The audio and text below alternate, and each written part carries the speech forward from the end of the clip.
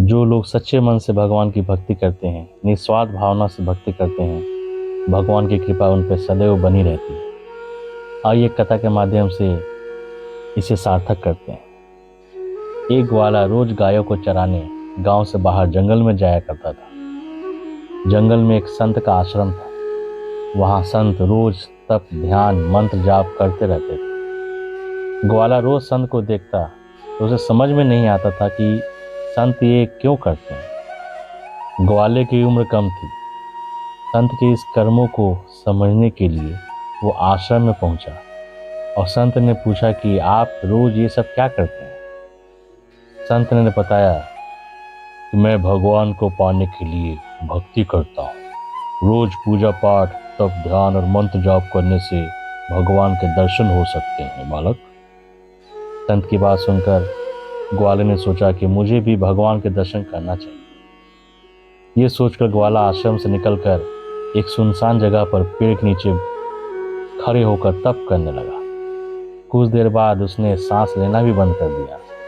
ग्वाले ने सोचा कि जब तक भगवान दर्शन नहीं देंगे मैं ऐसे ही रहूंगा।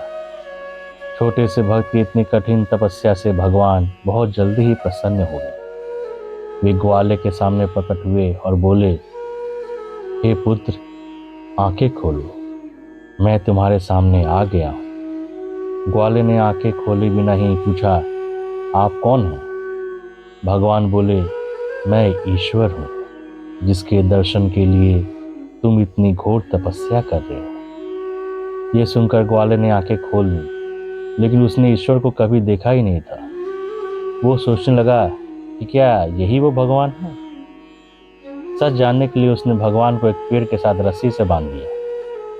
भगवान भी भक्त के हाथों बंध गए। ग्वाला तुरंत दौड़कर उस संत के आश्रम में पहुंच गया और पूरी बात बता दी। संत ये सब सुनकर हैरान थे।